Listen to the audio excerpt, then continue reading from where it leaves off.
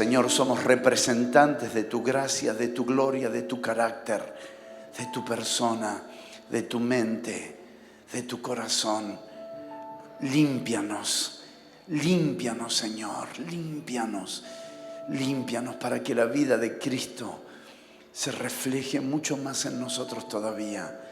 Te damos tantas gracias por estar aquí, en esta escuela del Espíritu, en esta escuela de la palabra. Gracias, Señor. Damos un aplauso al Señor en esta mañana. Aleluya, gloria a Dios. Gracias, Señor. Por favor, tomen su asiento. Seguramente tengan que prender un poco más la luz, si no solo van a escuchar una voz. Después les explico el chiste. Estamos felices de estar aquí y de poder compartir con ustedes. Quisiera ya entrar de lleno al tema, sin dejar de honrar la casa, el trabajo y los años de inversiones que se vienen haciendo para llegar a lo que hoy son. Y todos los que están aquí son el fruto de oraciones, el fruto de clamor, el fruto de inversiones. Así que todo lo que Dios te mande a liberar, recuerda que eres también una cosecha para todo este trabajo de amor que se está haciendo aquí para la gloria de Dios. Quisiera continuar en 1 Samuel capítulo 15, versos 22 y 23. 1 Samuel capítulo 15, versos 22 y 23. De lo que venía hablando nuestro amado en esta dirección.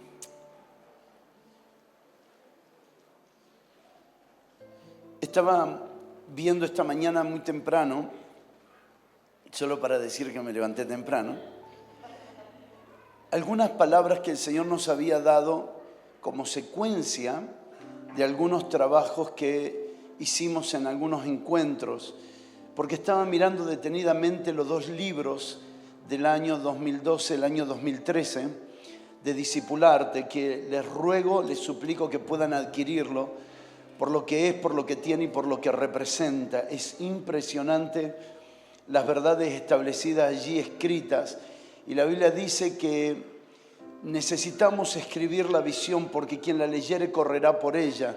Y cuando tenemos cosas impresas, escritas, tenemos otra velocidad. ¿Cuántos pueden decir amén? Podemos tener otra velocidad. Y yo había escuchado varias ministraciones del apóstol Carlos en estos últimos años, de quien hemos aprendido profundamente. Le pedí ahora que se vaya a tomar un café, que vaya a hacer negocio, que la estaba llamando la presidenta, pero no se quiere ir. Y es muy difícil que Josué ministre delante de Moisés, salvando las diferencias de edad, ¿no? Pero y les animo a que tengan ese material, porque cada año el Espíritu Santo fue construyendo verdades que nos van a permitir ir más rápido hoy. Y esto es una construcción, y oramos al Señor que la construcción de esta temporada sea cumplida, que no nos quedemos con una construcción inconclusa, sino que tengamos resuelta la plataforma para saber cómo seguir avanzando.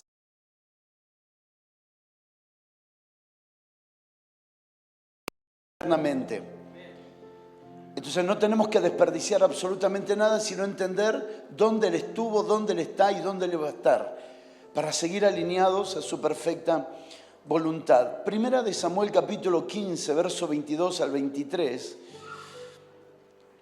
dice: y Samuel dijo: ¿se complace Jehová tanto en holocaustos y víctimas, como en que se obedezca las palabras de Jehová? Ciertamente el obedecer es mejor que los sacrificios, y el prestar atención que la grosura de los carneros.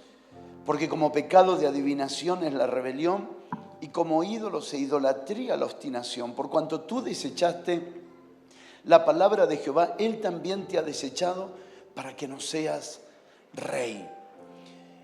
Frente a lo que el Espíritu Santo nos venía hablando esta mañana en la adoración y en la administración, entiendo que de modo o de forma de introducción quisiera detenerme para mirar juntamente con ustedes algunos puntos importantes aquí que mencionó el pastor hace unos momentos, y dice, se complace, y acá tiene que ver con la esencia de la obediencia, darle placer a Dios. Dios está hablando aquí a través del profeta Samuel de una cuestión de complacencia. Y dice, se complace Jehová tanto en los holocaustos y víctimas como en que se obedezca a las palabras de Jehová. Esto trasciende lo que la obediencia puede producir a mi favor. Entiendo que la obediencia atrae bendiciones sobre nosotros. Entiendo que la obediencia atrae gracia, atrae favor, atrae bendición sobre nuestra vida. Pero en realidad la obediencia debería ser buscada más que como un hecho de mi satisfacción personal, debería ser buscada como la necesidad de querer complacer el corazón de Dios. Y lo que Samuel le dice a Saúl es un asunto de complacer a Dios. La obediencia no es cuán grande va a ser tu reino, Saúl. La obediencia no es cuánta riqueza va a tener tu reino, Saúl. La obediencia es una cuestión de darle placer a Dios. Y sabe que estudiando la vida de Saúl, Saúl nunca dice Jehová mi Dios. Saúl siempre le dice a Samuel, ora a Jehová tu Dios. Pídele a Jehová tu Dios, pídele a Jehová Dios. Pero él nunca dijo Jehová mi Dios, porque él nunca intimó con Dios para descubrir el valor que tiene darle placer a Dios. Claro, a lo largo de toda la vida de Saúl lo vemos como un gran guerrero, pero no como un adorador. Lo vemos como alguien que conquistó, claro que conquistó, que venció al enemigo, claro que venció al enemigo, pero no desde la plataforma de un adorador que quería rendir. Cada vez que Saúl era confrontado con sus errores, él se justificaba. David, cada vez que era confrontado en sus errores, él los reconocía, porque la esencia de David era darle placer a Dios. Construyamos nuestra vida, permitamos que el sentir más profundo de nuestro corazón sea darle placer a Dios. Si el asunto de obediencia trasciende las bendiciones que puedan traer sobre nosotros. Si la más grande gloria que podamos tener es que Dios diga de nosotros que Él tiene placer con nuestras vidas. Si no tenemos mucho que demostrar, si no convertimos la piedra en pan para el diablo, ¿qué nos importa? Si no fuimos llamados a demostrarle nada a esta sociedad, pero que podamos saber en lo íntimo de nuestro corazón que fuimos llamados a darle placer al corazón de Dios. Y lo que pensamos, y lo que sentimos, y lo que hablamos, y lo que hacemos, la pregunta que nos lleva, la pregunta que nos motiva, que nos conduce, es, Señor, ¿será que esto te da placer? Porque mi placer está en tu placer. Claro, parecería algo sentimental, pero déjeme decirle algo. El fruto más importante del Espíritu es el gozo. Diga conmigo gozo. Porque la esencia de los frutos del Espíritu es amor. Y comienza diciendo, el fruto del Espíritu es amor. Y luego los comienza a numerar. Y la esencia del amor es gozo. Y el origen de esa palabra gozo es placer. Así que toda nuestra relación con Él en el Espíritu es una relación de placer. Y nuestro gozo está en su placer. Y nosotros somos fortalecidos cuando Él tiene placer. Nosotros somos fortalecidos cuando Él tiene gozo. Nosotros somos fortalecidos cuando Él tiene deleite en nosotros. ¿Qué ha castrado la religión? La religión ha castrado la palabra placer.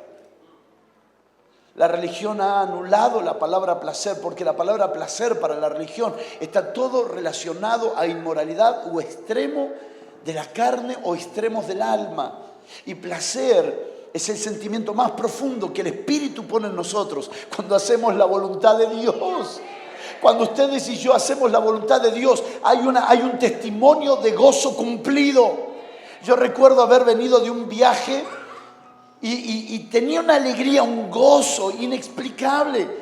Tenía un gozo que no podía explicar con nadie, no podía definirlo. Tenía una alegría aquí tan profunda, aunque no es lo mismo, pero tenía una alegría que se expresaba de toda forma. Contagiaba, miraba a la azafata y la azafata se reía. Miraba a las personas se comenzaban a reír. Y no tenía pintado un payaso, aunque lo parezco. pero contagiaba ese gozo. Y entonces comienzo a orar en el avión, le digo, Señor, ¿qué me pasa? Hay un gozo tan profundo en mí, no puedo sentir el cansancio de lo que hice porque el gozo es tan fuerte. Y el Señor me dijo, este es el testimonio del gozo cumplido. Y cuando Jesús termina la obra dice, este es mi gozo cumplido. Y fue a la cruz con gozo. Porque el testimonio de obedecer al Señor, el testimonio de honrar a nuestro Rey, siempre será gozo cumplido. Alguien nos preguntará, ¿por qué estás tan gozoso? Y la razón es que hay una relación de placer. Yo sé que Él tuvo placer con lo que hice. Jesús termina en la oración más gloriosa para mí, más preciosa, es la oración de la eternidad. Juan capítulo 17, es mucho más que la oración de la unidad de los discípulos. Es mucho más que el ruego de la oración por los discípulos. Es el ruego que nos permite ver a nosotros las conversaciones eternas entre el Padre y el Hijo. Quiero volver al mismo lugar que estuve contigo en el principio y tener aquella gloria que tuve contigo. Para los que viajamos, no hay un momento más lindo que volver a casa. Todos los lugares son lindos. Estuvimos en lugares, turísticamente hablando, donde están las 7 maravillas del mundo. Y déjeme decirle, no hay lugar más lindo que mi casa. Y esta es la sensación de Jesús. Había vencido en todas las áreas, había derrotado a todos los enemigos, estaba tomando todo, absolutamente todo. Pero Él dice, Padre, esto de tenerlo todo y recuperarlo todo está fantástico, pero yo quiero volver donde salí. Yo quiero volver a estar contigo otra vez.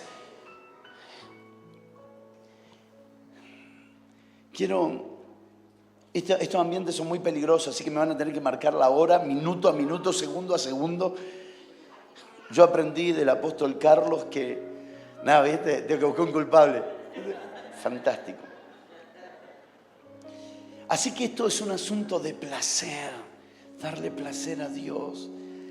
Y dice, ciertamente el obedecer es mejor que los sacrificios y el prestar atención que la grosura de los carneros. Y quiero ser reiterativo y enfático en lo que dijo el pastor hace unos momentos. No se puede obedecer si no se presta atención. He estado escudriñando esta palabra en estos últimos meses porque me he estado preguntando ¿cuándo alguien deja de prestar atención?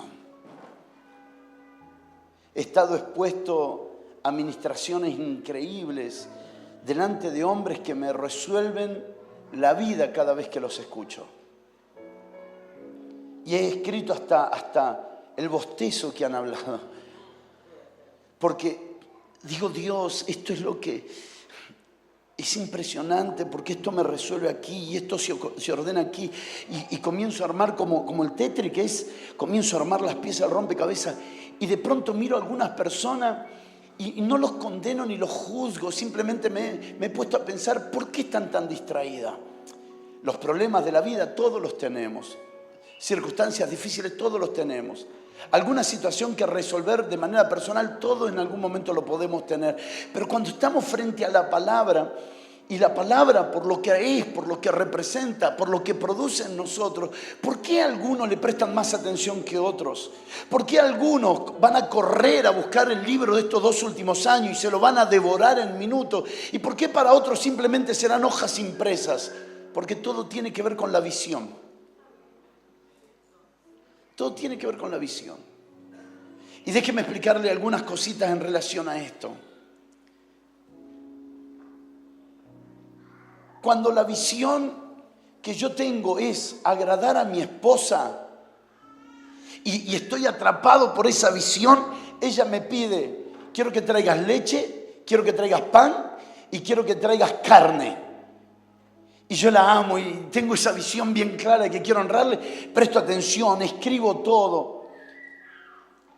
Pero cuando mi visión está desenfocada y estoy mirando el partido de fútbol, Colo-Colo contra la U, y mi visión no está en agradar a mi esposa, sino en cómo va el partido, y mi esposa viene y me dice, tenés que ir a comprar, tengo que ir a comprar ahora, bueno, voy, compro, cuando vuelvo traigo salamín, mortadela, queso y alguna bebida innombrable por ahora.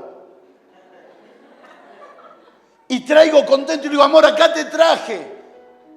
¿Por qué no le presté atención? Porque en definitiva era un asunto de visión.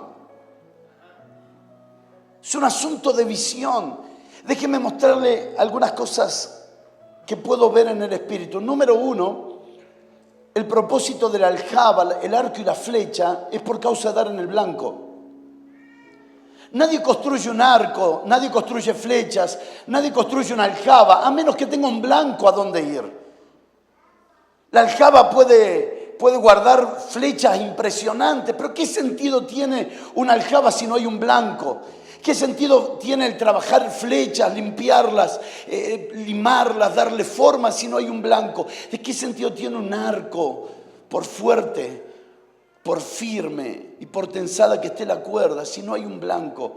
El blanco le da sentido a los procesos de la flecha. El blanco le da sentido a la cantidad de flechas que vamos a tener en la aljaba. El blanco le da sentido al tensor de la cuerda por causa de que vos querés darle en el blanco. Entonces vos decís, no, yo quiero darle en el blanco 200 metros, 150 metros, así que voy a preparar un arco conforme al blanco. Voy a preparar flechas conforme al blanco. Voy a preparar una aljaba conforme al blanco. Todo tiene que ver con el blanco. Y en el Nuevo Testamento no dar al blanco es pecado. En el Nuevo Testamento, no dar en el blanco es un asunto demasiado serio. Es considerado de pecado. Fuimos llamados a dar en el blanco. Y dar en el blanco significa principalmente ser fiel en aquello para lo cual fui creado. Entonces, veamos el valor que tienen las palabras. Las palabras tienen el valor conforme a la visión que yo tengo. Conforme a la visión que Dios me dio. Entonces comienzo a tomar las palabras y comienzo a darme cuenta que ninguna de las palabras que Dios nos da excede o sobrepasa la visión, sino que se acomoda y se ordena conforme al propósito de Dios. Por lo tanto, debería empezar diciéndoles el valor de visión Z o visión de final. Esta palabra que hemos escuchado tantas veces por el apóstol Carlos diciendo que el final está totalmente conectado con el inicio de ese pasaje de Eclesiastés. ¿Cómo es que dice? Todo para decir que vos lo sabés, ¿viste? No, es que ¿sabés que alguien vea este video, que él lo diga? Claro. ¿Cuál pasaje? Ese de Eclesiastés que dice todo tiene su tiempo. Nada, ¿viste? ¿Se acuerda? Fue ya es. Y lo que ha de ser fue ya. Y Dios restaura lo que pasó. Impresionante. Y él lo dice poéticamente. O sea, te lo dice de una forma poética, impresionante. Entonces, todo lo que dijo él, que está escrito en su Biblia, es fantástico. Entonces necesito tener visión de final, porque entonces todas las palabras que vienen serán una provisión para ser fiel hasta el final. Todas las palabras que vienen te sostendrán, te alimentarán, te proveerán, te nutrirán, abrirán tus ojos, le dará sentido a todo lo que estás haciendo. Cada una de las palabras. Yo hago muchas de las cosas que ustedes enseñan aquí, pero no tengo el entendimiento que ustedes tienen. Por eso yo me como cada palabra y estudio y vuelvo a estudiar y vuelvo a leer. Hago muchas de estas cosas porque tengo el testimonio aquí adentro que las debo hacer. Pero cuando estoy en un ambiente como este, digo, ahora entiendo lo que Dios nos dijo que hiciéramos. Ahora entiendo. Entonces, cada palabra tiene un valor tan clave cuando tienes visión de final, cuando sabes a lo que Dios te llamó, porque entonces no pierdes el tiempo, ni tampoco andas escuchando a muchos. Pablo le dijo a Timoteo de esta forma: lo que has oído de mí, no hablando de exclusividad, pero sí hablando de sentido, de propósito. Lo que has oído de mí ante muchos testigos, lo que has escuchado de mí. Una persona tiene que definir a quién escucha. Tenemos muy buenos mensajes que nos atrasan. Tenemos muy buenos mensajes que nos van sacando fuera del trazo que Dios marcó para nosotros. Necesitamos definir qué voy a oír, porque si lo que voy a oír lo voy a obedecer, estoy en peligro. Necesito definir qué voy a oír, necesito definir a quiénes voy a oír. Necesito entregarme al Espíritu Santo para que Él me guíe a toda verdad. Lo que oímos es un asunto demasiado serio, porque si lo que oímos está conectado con la obediencia, tengo que preguntarme qué voy a obedecer y a quién voy a obedecer. Y por Dios que no es meterte en crisis con tus autoridades, ¿o sí? Pero también nosotros somos responsables de oír cosas que nos aceleren, que nos permitan ir más rápido en el trazo que Dios marcó para nosotros. Chile está en un tiempo glorioso de oír la voz de Dios como nunca antes. Va a ser más clara la voz del Señor, pero hay que definirse a quién oír. La segunda cosa que quiero dejar en cuanto a esto es la importancia de obediencia y honra. Obediencia tiene que ver con el acto, la honra tiene que ver con la actitud. Saúl tenía un grave problema. Como no conocía a Dios, tampoco lo honraba. Y la honra tiene que ver con darle placer al corazón de Dios. Yo puedo llamar a mi hijo y decirle en esta mañana: hijo, ¿podés ir a comprarme pan? Claro, como él tiene más hermanos, él puede decir: ¿otra vez yo? Yo tengo más hermanitos, podrían ir los otros, otra vez yo. Pero va refunfuñando ahí, protestando. Bueno, voy porque hay que ir. Sí, está bien. Obedeció, pero no honró. Porque la obediencia es un acto. Pero la honra tiene que ver con la actitud. La honra tiene que ver cómo obedezco. La forma en que voy a obedecer. La actitud en la que voy a obedecer. Señor, voy a obedecerte porque sé que eso te da placer.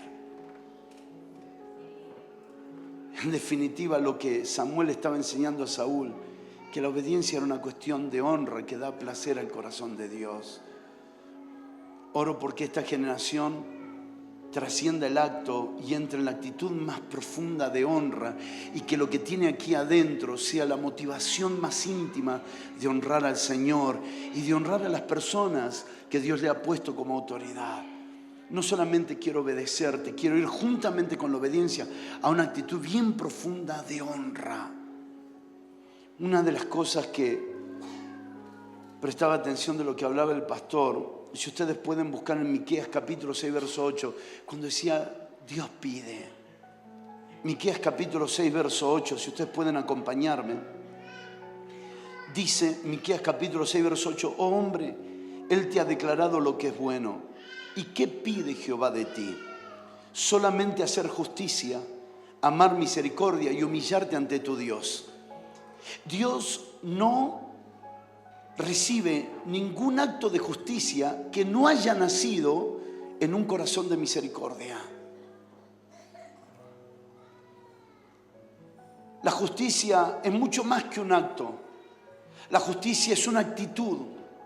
Por eso dice Primera de Corintios capítulo 13, que si diera mi cuerpo para ser quemado, si hiciera muchas cosas que sean nobles, pero no es en amor, no sirve, no es reconocido, no es imputado a nuestro favor, porque en realidad el reino de Dios trasciende los actos y va al sentimiento más profundo o al sentido más profundo del ser humano, que tiene que ver con las raíces de su esencia en nosotros. Dios es amor. Entonces Él dice: pido de ti no solamente actos buenos, no se está refiriendo a actos buenos, se está refiriendo a acciones profundas de justicia. Y dice la Escritura, hablando acerca de justicia, una de las palabras más maravillosas que encontré, hasta que venga el apóstol Carlos y me diga que en hebreo es mejor. Ya está. Listo. Sí, porque estoy así, estoy agarrando todos los bosquejos, ¿viste? Y saco solamente 4 o 5 cosas, todo lo demás lo tiro. No. Pero una de las palabras más hermosas que encontré en la Biblia, hablando del nombre que representa al Señor, es Melquisedec. Porque Sedec tiene que ver con justicia. Y Sedec tiene que ver con la palabra que gobierna todas las relaciones en justicia. Y cuando comenzamos a estudiar eso, encontramos en toda la Escritura cómo todas las relaciones se establecen en justicia. De forma tan equitativa. No igual, pero sí equitativa. De una forma tan gloriosa.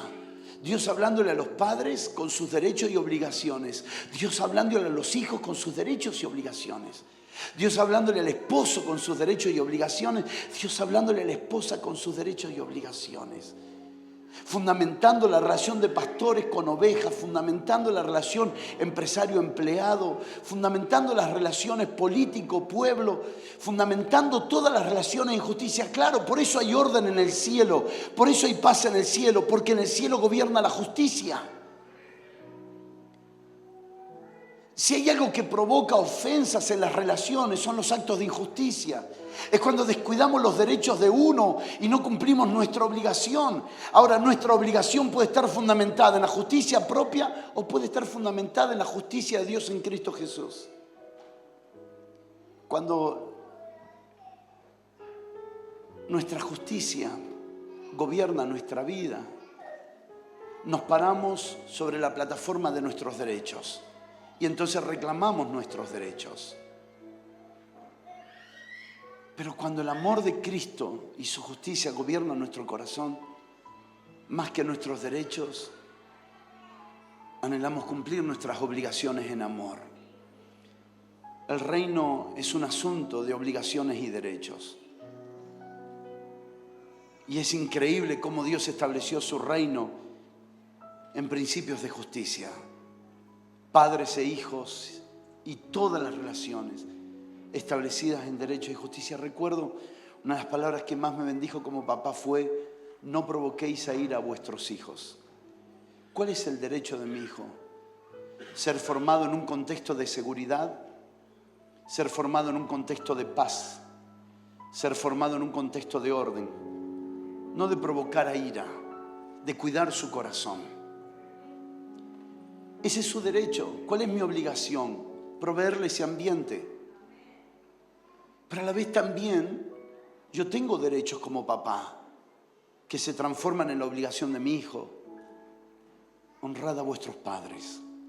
¿Cuál es mi derecho? Ser honrado. ¿Lo busco? No. Pero es mi derecho. Estoy tan preocupado por mi obligación que no tengo tiempo para pensar en mis derechos. Pablo decía así: yo mismo me gastaré por amor a vuestras almas, aunque amando más, si he amado menos.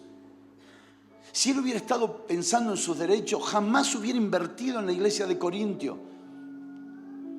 Jamás hubiera hecho lo que hizo por la iglesia de Corintio. Es más, déjeme abrir un paréntesis aquí entre pastores y amigos ministros. Déjeme decirle algo. Hay que querer ser papá de un patito feo, Porque la iglesia de Corintio eran los patitos feos de aquel entonces. Uno dice: quiero ser padre de la iglesia de Éfeso, la iglesia de Colosas. Pero ser papá de la iglesia de Corintio, donde todo era un desastre, solo Pablo. Los inmorales que hay entre ustedes, pero yo soy su padre. Pablo. Vos ve a un hombre en la carta de 1 y 2 de Corintios que no está fundamentado en sus derechos, aunque en un momento los presenta en la carta de Corintios. Pero él no reclama sus derechos a modo de condicionar su amor por ellos. Déjeme decirle algo. Es muy probable que el ambiente que estamos proveyendo para el Señor en nuestras casas, en nuestras congregaciones, en nuestros trabajos, en nuestros ámbitos de estudios, haya ambientes de injusticia. Pero ruego al Señor que nos levantemos como instrumentos de justicia para poder manifestar el carácter de Cristo en cada lugar donde nos movamos, en cada lugar donde pisemos, en cada lugar donde tengamos la oportunidad de establecernos, que podamos manifestar más el compromiso de su justicia en nosotros y a través de nosotros, que lo que otros hagan a favor o en contra de nosotros. Porque mis hermanos, si hay una generación que necesita ser libre de la ofensa, es esta generación. Hace 5 años que venimos tratando de compartir en cada lugar donde vamos, que quien tiene su justicia propia alta será una persona que se ofenderá. Pero quien crucificó la justicia propia y deja que el amor de Dios en Cristo tome ese lugar, en lugar de tener su justicia propia alta, tendrá humildad.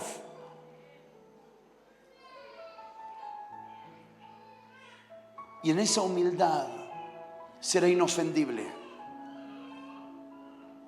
Las más grandes relaciones de tu vida se pueden perder si no crucificamos la justicia propia. Las mayores relaciones que van a conectarte con un futuro increíble se pueden echar a perder si no crucificamos la justicia propia. Me pregunto si Eliseo no hubiera crucificado la justicia propia. Cada vez que Elías le decía, quédate aquí, ¿qué a ti? ¿Qué tienes tú conmigo? Permanentemente, no digo actos de menosprecio, pero actos que si tenés la justicia propia, ¿quién es este?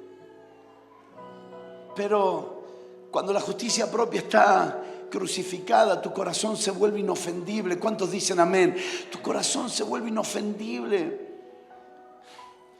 Y no es fácil, pero es glorioso vivir de esta manera. Abraza a 2 o 3, dile, corazón inofendible. Corazón inofendible.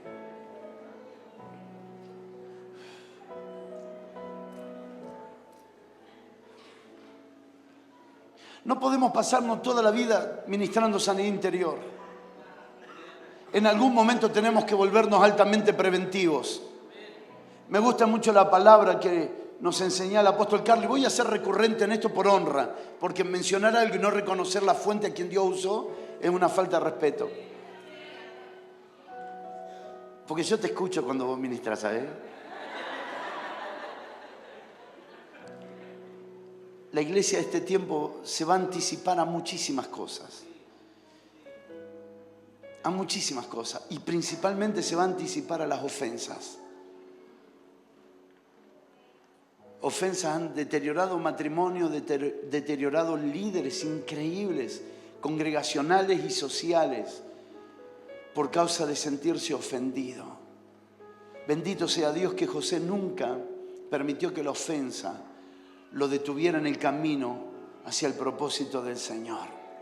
En el nombre de Jesús. Acompáñenme a leer Salmos capítulo 51, verso 6.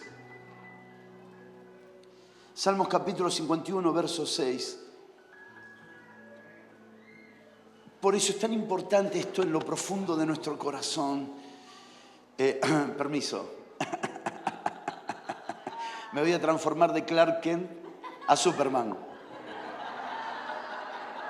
Ojo, Y hermano, si hay alguien digno de mostrar expansión, soy yo. Eso es algo que yo le gano a Carlos por kilómetro. Esto es expansión, hermano. Esto es expansión. Bueno. Sí. Salmo 51, 6. Dice, he aquí, tú amas la verdad en lo íntimo. ¿Qué palabra? Y en lo secreto me has hecho comprender sabiduría. Por eso vamos un poco más profundo todavía y vamos a la búsqueda del placer de Dios en todo lo que somos, en todo lo que hacemos y para todo lo que viene. En lo secreto me has hecho comprender sabiduría. Y aquí tú amas la verdad en lo íntimo y en lo secreto me has hecho comprender sabiduría. Antes de explicar de lleno esto, quiero mostrarle el caso de un hijo que obedeció, pero que en su corazón se resintió, tenía un corazón amargado, tenía un corazón ofendido, que es el corazón del hermano mayor del hijo pródigo. Tantos años te serví, siempre estuve al lado tuyo. Y ahora viene mi hermano menor que gastó todos nuestros bienes con prostitutas, con ramera. Ahora viene y tú le preparas una fiesta. Y yo que te serví tanto tiempo. Nunca me han matado ni siquiera un animalito ahí. Qué feo, ¿no? Ese tipo de obediencia. Porque es una obediencia que genera reproches. Solo está esperando el día que va a vomitar ese reproche. Pero el que hace todas las cosas por placer a Dios nunca tiene un reproche detrás.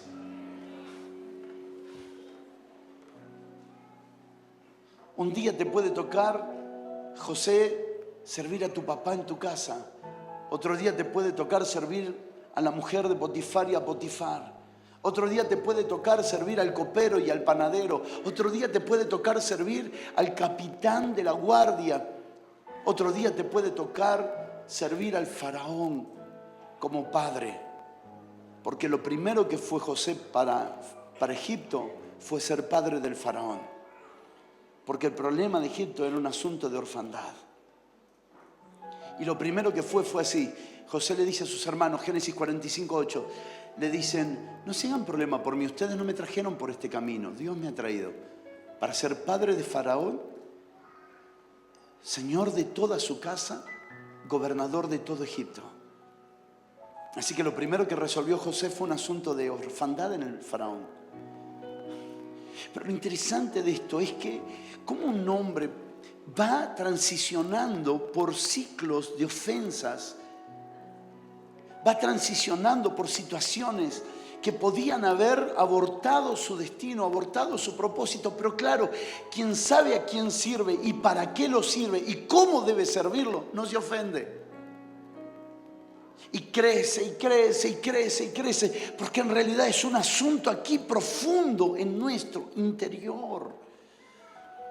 Tú amas la verdad en lo íntimo. No solo son actos. Es una cuestión de verdaderamente lo que pasa aquí adentro. Puedo complacer a alguien diciéndole, he tenido placer de estar contigo, pero Dios sabe si es verdad o no. Dios sabe porque Él ve lo íntimo. Y no solo que lo ve, sino que Él ama cuando lo que estoy diciendo es coherente con lo que estoy teniendo aquí adentro. Este pueblo de labios me honra, pero su corazón está lejos de mí. Y su temor de mí no es más que mandamiento que le ha sido enseñado por hombres. Dios ama la verdad en lo íntimo. ¿Y cuándo es que David descubre esto? ¿Cuándo es que David descubre que Dios ama la verdad en lo íntimo? ¿Sabe cuándo es que lo descubre profundamente? Cuando él falla. Cuando él peca, cuando él incurre en el error de la distracción, desenfoque y no estar haciendo lo que debía hacer en el tiempo. En el tiempo en que los reyes salían a la guerra, dice que David se quedó haciendo lo que no debía hacer, mirando lo que no debía mirar. Y en ese momento comienza un proceso que desencadena nada más y nada menos en homicidios. Y descubre David que él no era mejor que sus padres. Él descubre aquí lo que también nosotros en algún momento necesitamos descubrir acerca de la iniquidad, lo que representa. Si alguien le hubiera preguntado, David tenía planeado hacer todo esto, de ninguna manera. Él buscó todos los medios para no tener que pasar por esa situación. Él buscó todos los medios para no tener que matar a Urías. Buscó, intentó. No fue una resolución inmediata, fue un proceso de pensamiento donde no encontró otra alternativa. Y descubrió que aunque él servía a Dios, amaba a Dios, adoraba a Dios, oraba a Dios, había algo dentro de él que todavía él tenía que resolver. Y sabe, hermano, para quien ha matado tantos gigantes como David, para quien ha hecho tantas cosas preciosas como las que hizo David, tener que decir, la verdad que mi corazón no es como yo pensaba que era. ¿Sabe lo glorioso que tiene esta vida?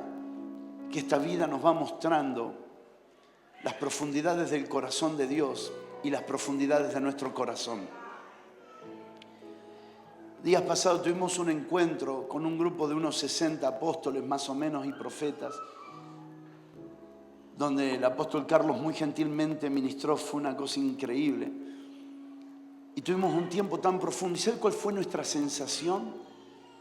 La impresión que nos fuimos en el espíritu fue: ¿cómo Dios te puede llevar tan profundo a su corazón y a la vez llevar tan profundo a tu corazón?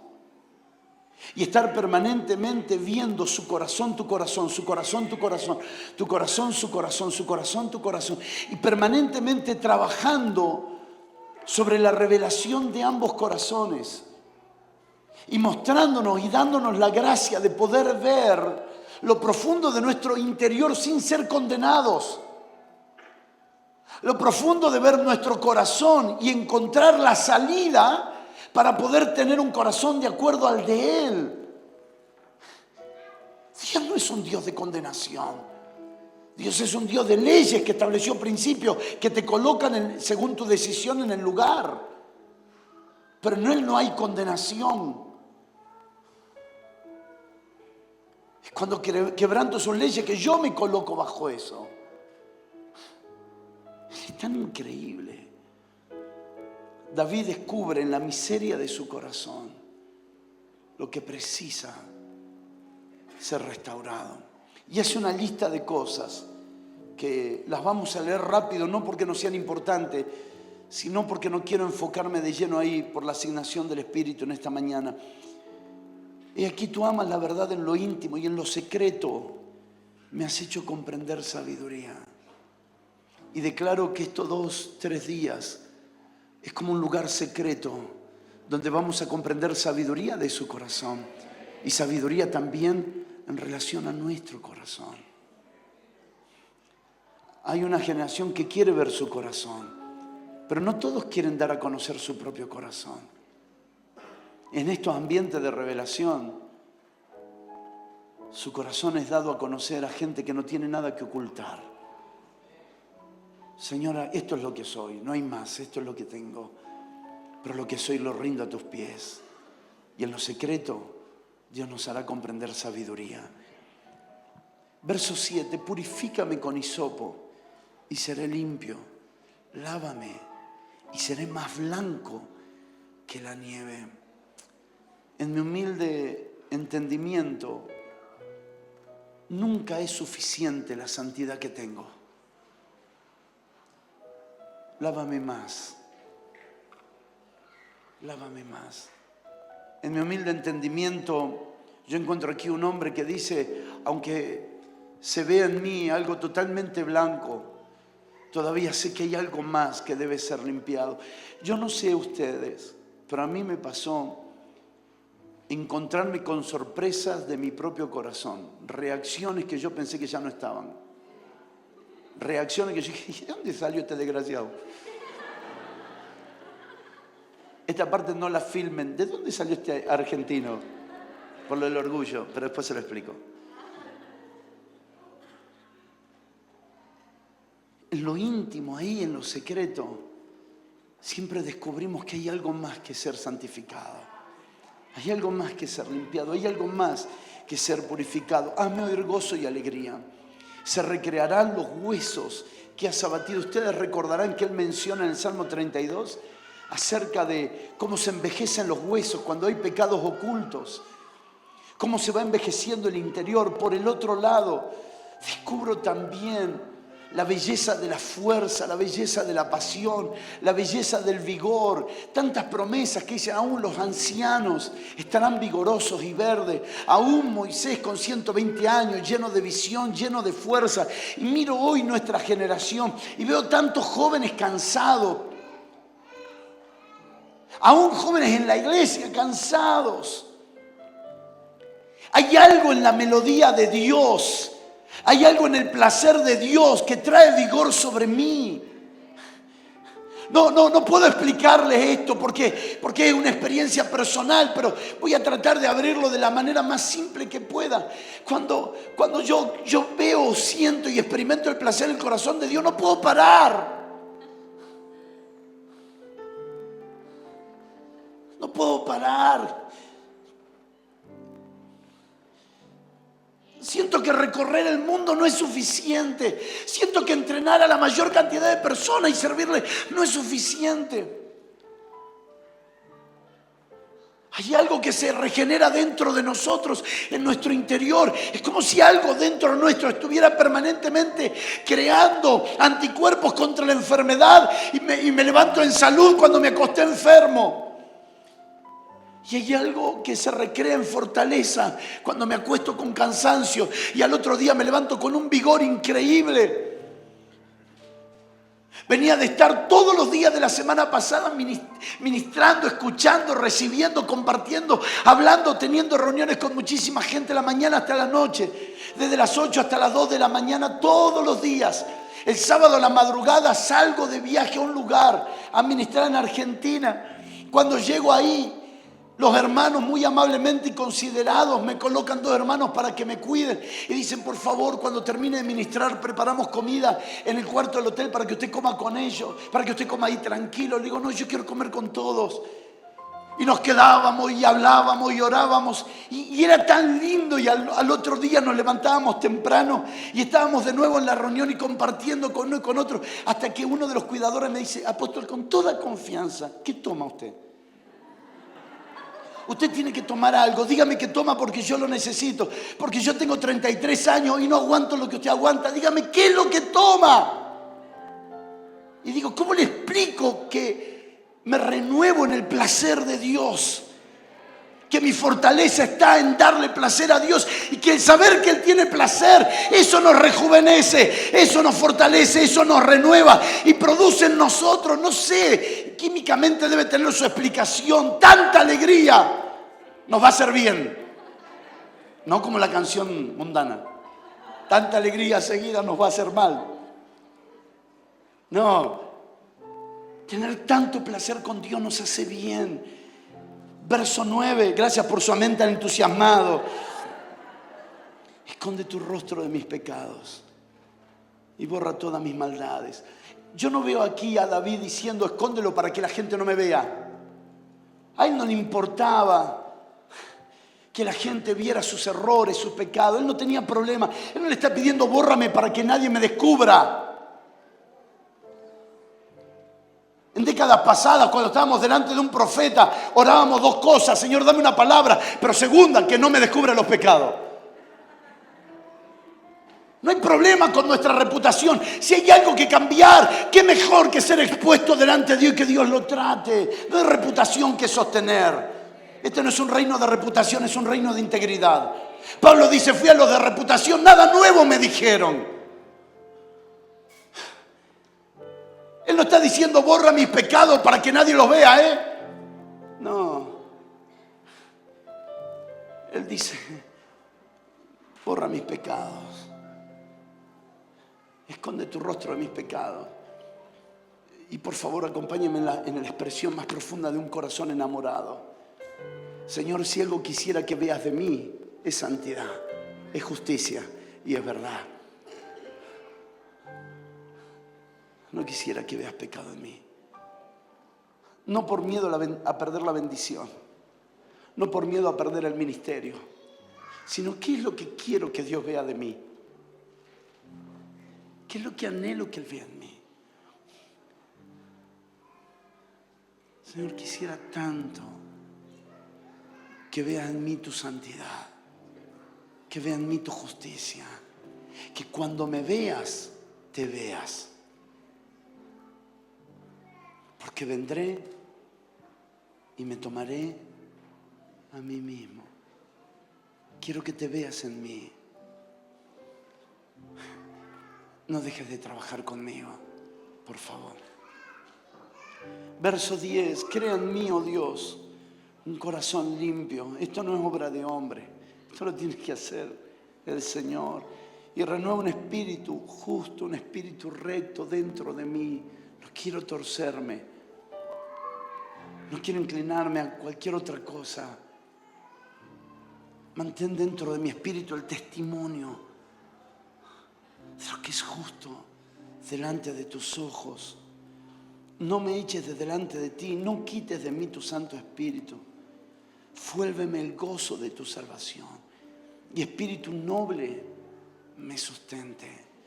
Qué cosas tan íntimas Él comienza a descubrir. Qué cosas tan preciosas Él comienza a orar. ¿Y dónde termina todo? Todo termina en el verso 13. Entonces enseñaré a los transgresores tus caminos y los pecadores se convertirán a ti. Él está haciendo una oración diciendo en otras palabras: Señor, hazme coherente. Porque si esto no funciona dentro mío, ¿qué le voy a enseñar a los pecadores? Hazme coherente. Él no está pidiendo un ministerio. Él está pidiendo un corazón, un espíritu, una vida que dé placer al corazón de Dios. Y por consecuencia, su vida se transformaría en un canal de transformación y conversión para las generaciones. La conversión de otros es tan importante que sea la consumación de lo que Dios empezó con nosotros. Hemos querido ganar a gente y convertir a gente cuando ni nosotros estábamos convertidos. Y por favor no deje de ministrar a otros, de enseñar a otros, pero recuerde que la fuerza y el poder de este mensaje está en que vivamos este reino. Él habla acerca de las bendiciones, el fruto de lo que Dios puede producir en el interior de alguien sin importar lo bajo que haya caído, sin importar lo bajo que haya descendido, sin importar lo bajo de lo que haya practicado. Adulterio, fornicación, homicidio, intentos de aborto, lo bajo que haya tocado. Pero él descubre en Dios un camino de esperanza, una salida.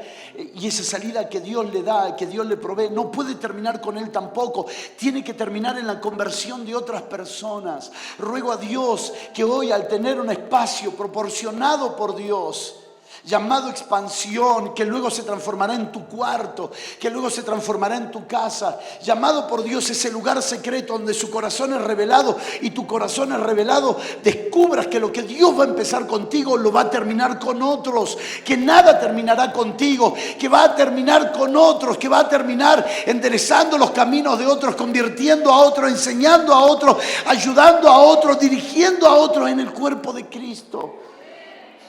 Pero parece que este no es el pensamiento solo de David. Quiero que me acompañe a leer otro pasaje en Jeremías 23. Jeremías capítulo 23. Versos 17 y 18 y verso 22. Y termino de aquí en 8 minutos.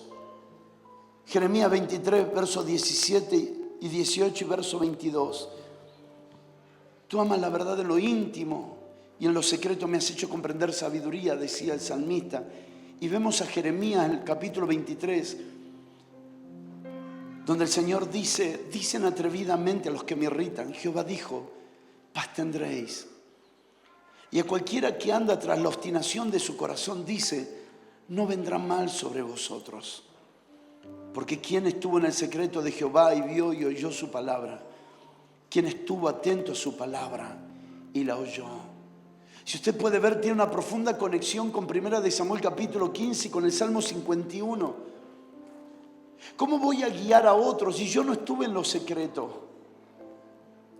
¿Cómo voy a guiar a los otros si yo no expuse mi secreto y mi íntimo tampoco? En el verso 17, Dios dice, dicen atrevidamente a aquellos que me irritan, paz tendréis.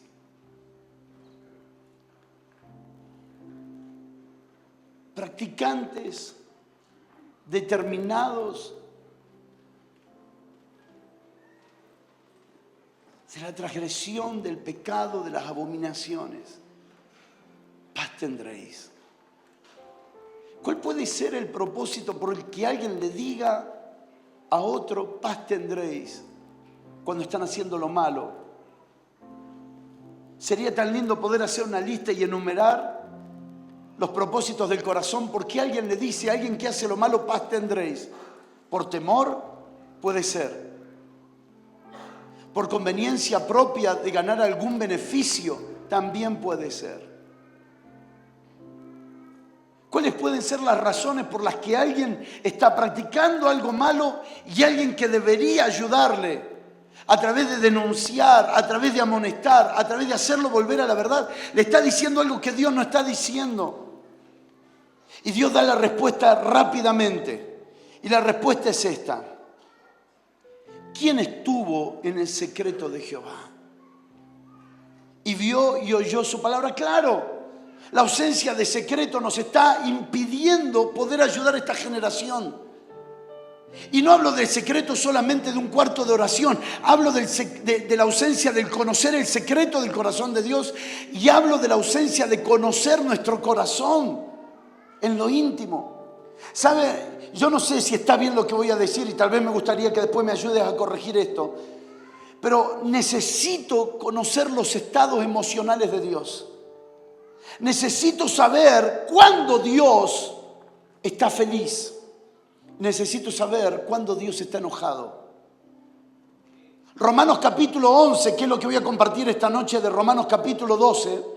Romanos capítulo 11 dice: tienes que saber que Dios es bueno, pero también severo. Que obra con bondad, pero también obra con severidad. Israel recibió la bondad de Dios, pero también Israel recibió la severidad de Dios. El mismo pueblo enfrentó dos expresiones del carácter de Dios.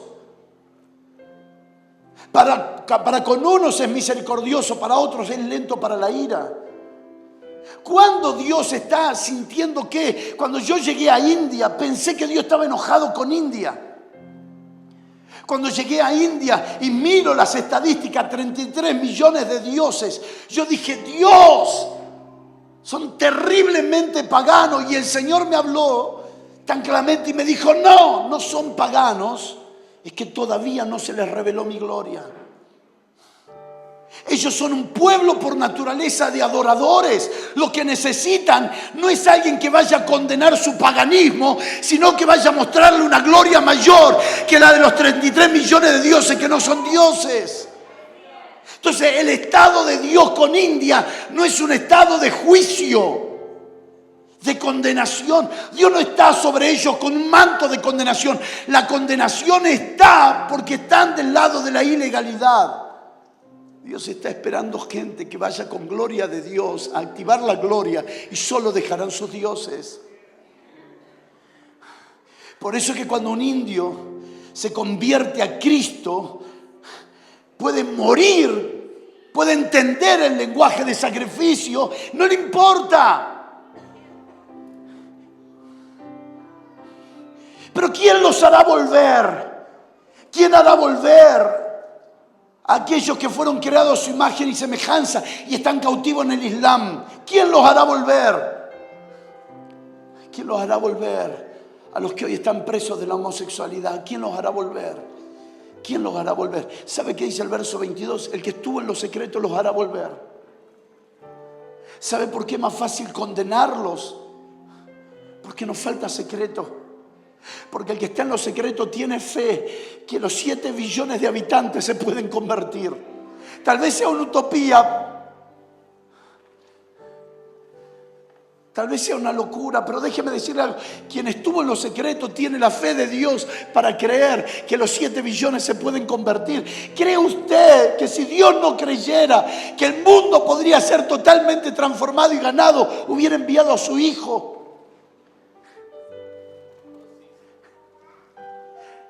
Me gusta la expresión de Hebreos 12:2. Puesto los ojos en Jesús, el autor y consumador de la fe. He aprendido que la fe viene por el oír, pero se sostiene cuando lo miro a Jesús. Mientras estoy mirando al Señor, su fe se sostiene dentro de nosotros. Mientras estoy contemplándole, mientras contemplo su vida, mientras contemplo su carácter, mientras contemplo su palabra, la fe que recibí en una palabra profética, en una palabra en secreto, en una palabra de predicación o de enseñanza, se sostiene a través de contemplar su gloria. Levanten sus manos por un minuto, por favor, y déjenme decirle esto. La expresión de aquellos que vienen de lo secreto es creer que los pueblos se pueden convertir al Rey de Gloria. Si no, sería vana la obra de la cruz. Si no creyera esto, sería vana la obra de la resurrección. Si no creyera esto, sería vana la obra de la predicación. El que viene de lo secreto sabe lo que dice Jeremías 23:22. Pero si ellos hubieran estado en mi secreto, habrían hecho oír mis palabras a mi pueblo y lo habrían hecho volver de su mal camino y de la maldad de sus obras. Esta es la parte negativa. Déjeme mostrar la parte de promesa. Si estás en mi secreto, yo te voy a dar palabras que van a hacer volver naciones enteras, que van a enderezar los caminos de generaciones, que van a enderezar los caminos de pueblos por haber estado en mi secreto. Pero claro, el secreto es un lugar donde no hay secretos.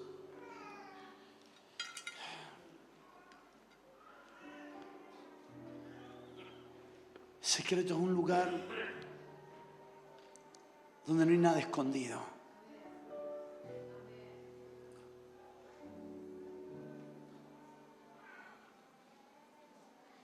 Pienso si Jesús hizo lo que hizo con 12, con 70. Miren todos los que estamos aquí. Saben, a veces me parece percibir gente tan llena de ofensa que lo único que puede ver en esta generación son personas que no cambian. Tan llenas de ofensa aquí que todo lo que tiene que ver con esta generación, no, está escrito que en los últimos tiempos la maldad apagará el amor. Y sí está escrito, pero no como para que nosotros nos rindamos, sino para que batallemos contra eso. También estaba escrito que Nínive sería destruida. Necesito rever el espíritu de lo que está escrito, porque el que está herido ve esta generación sin demasiada esperanza. Los que vienen de lo secreto saben que todavía la sangre de Cristo tiene poder para limpiar. El que viene de lo secreto trae una palabra que volverá el corazón de los padres hacia los hijos. El que viene de lo secreto sabe que los homosexuales se pueden y se van a convertir a Cristo. El que viene de lo secreto sabe que hay una palabra que puede convertir a las lesbianas. Que viene de lo secreto no se excluye, no se aísla como un pequeño clan en un monasterio diciendo solo nosotros hemos quedado como Elías. El que viene de lo secreto tiene esperanza. El que viene de lo secreto corre. El que viene de lo secreto no puede parar. El que viene de lo secreto no está pensando en tener un ministerio reconocido ni famoso. El que viene de lo secreto no puede dejar de ver a las multitudes que necesitan al Señor.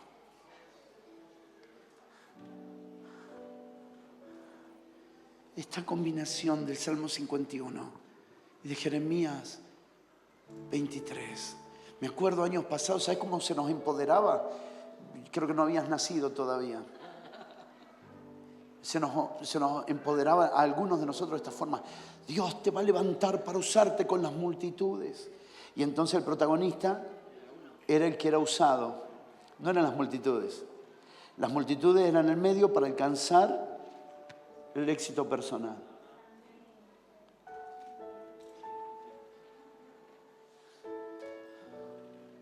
Se nos plantó una visión lejos del corazón de Dios.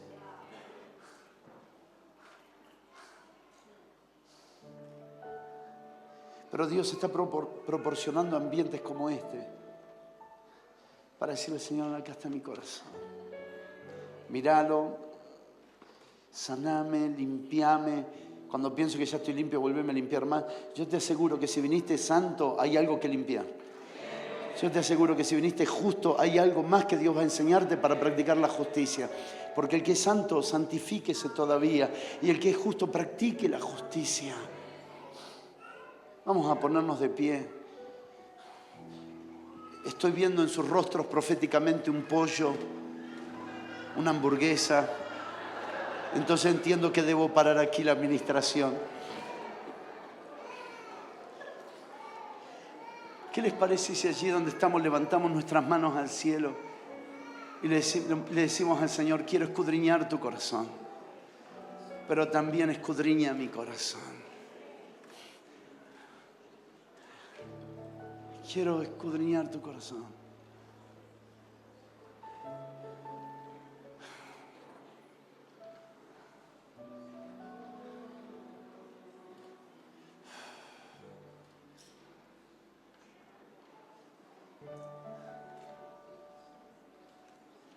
No quiero obedecer por los motivos errados.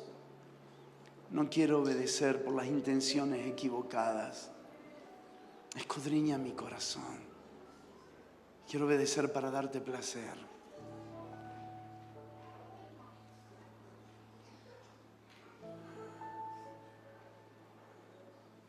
Quiero obedecer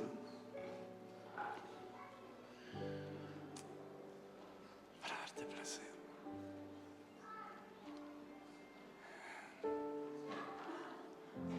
Señor, escudriña profundamente nuestra vida. Tus ojos en mí no producen condenación.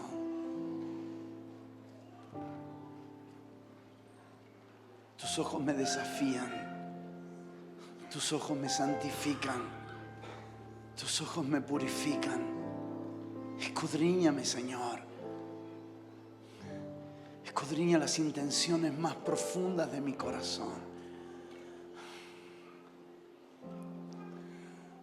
Concédeme tener tu visión.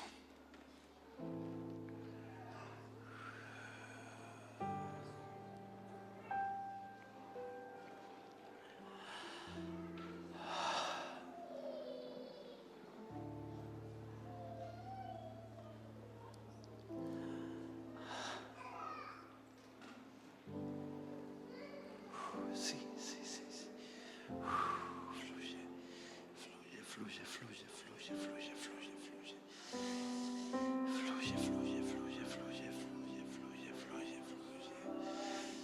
Fluye, fluye, fluye, fluye, fluye, fluye, fluye. Tus ojos, Señor. Tus ojos, Señor. Tus ojos, Señor. Tus ojos, Señor. Tus ojos, Señor. Tus ojos, Señor. Tus ojos, Señor. No me puedo esconder. Ni me quiero esconder. Aquí estoy delante de ti, Señor. No me puedo esconder, ni me voy a esconder. Aquí estoy delante de ti, Señor. Aquí estoy delante de ti, Señor. Tú amas la verdad en lo íntimo y en lo secreto nos haces comprender sabiduría. Señor, estamos entrando cada vez más a un entendimiento de intimidad. Oramos, Señor, oramos que intimidad sea una historia real de amor contigo.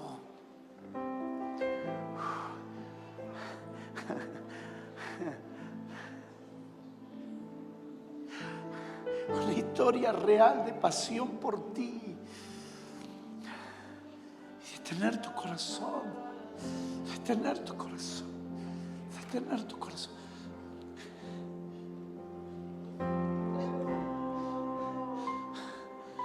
No solamente tendrás mi obediencia, tendrás mi honra, Señor. Encuentro placer en honrarte. Encuentro deleite en obedecerte.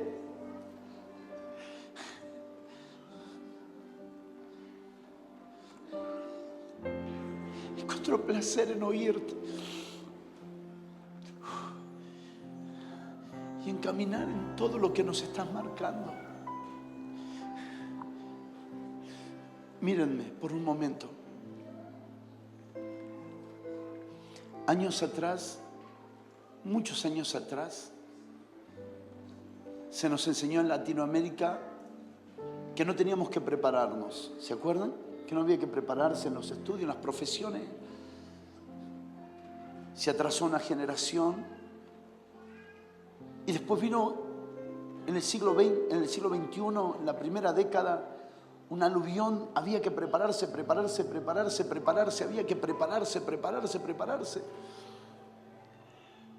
Pero muchos de los que se prepararon fueron atrapados por el sistema. Y después ya no tenían tiempo para servir a Dios. Después ya no tenían tiempo para levantar altares en los hogares, porque había que prepararse, y el sistema se lo fue tomando. Y entonces viene otra voz y de pronto dice, bueno, tampoco hay que prepararse tanto. El punto no está allí. El punto está en lo secreto.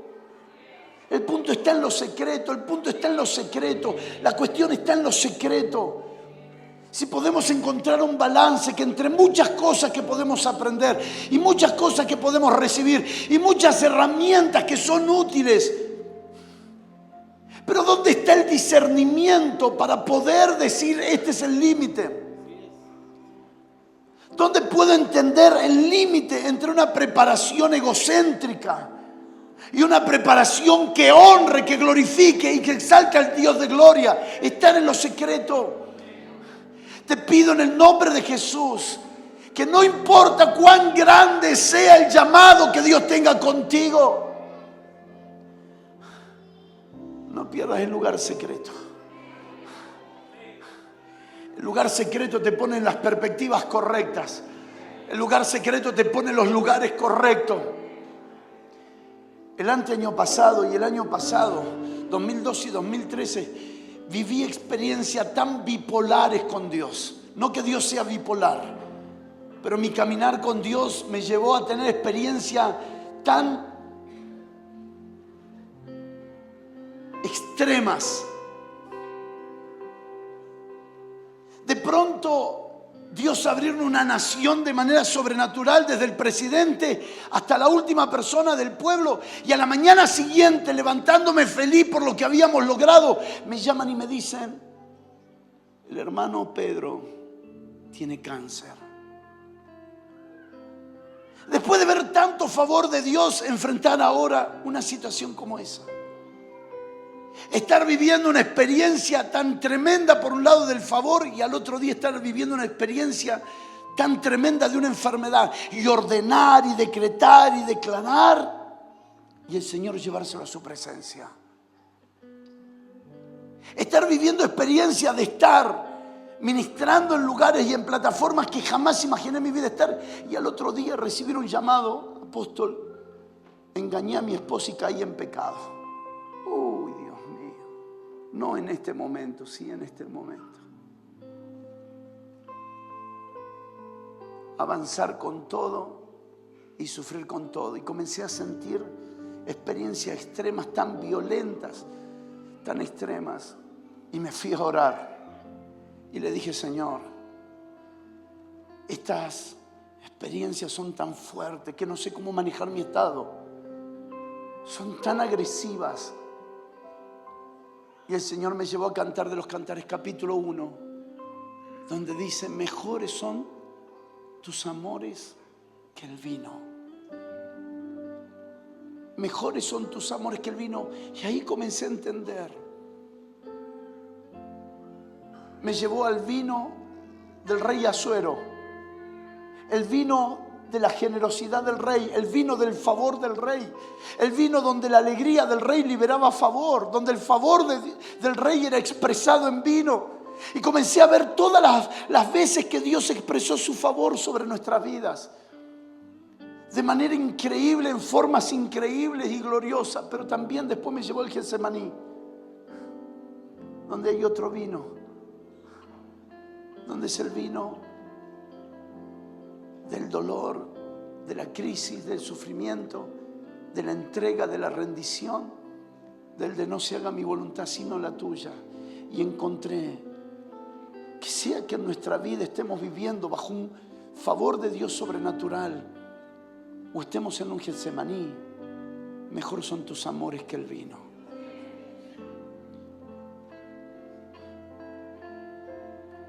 Esas experiencias tan extremas se sometieron al placer con Dios. Y poder levantarme sobre todo favor o sobre toda crisis y decirle: Señor, por encima de tu favor, mejor son tus amores. Por encima de la crisis, Señor, mejor son tus amores. Nada se compara al estar en tu presencia. Nada se compara al estar delante de ti.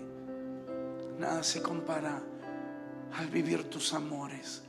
Ruego, Señor, que la gracia y la revelación fluya, levantando una generación poderosísima, imbatible, inviolable, invencible, imparable. Declaro sobre los que están aquí, Señor, una generación que ama lo secreto, una generación que ama la verdad en lo íntimo, una generación que ha aprendido a comprender sabiduría en lo secreto, una generación que recibirá cosas en lo secreto, que será testificada en lo público, que las enseñanzas dirán: eso es lo que yo pensaba, eso es lo que yo había recibido, eso es lo que Dios me había hablado en lo secreto. Una generación que será confirmada y establecida en lo profético, porque Dios ya le habló en la verdad, en lo íntimo y en lo secreto, en el nombre de Jesús. Gracias, Señor.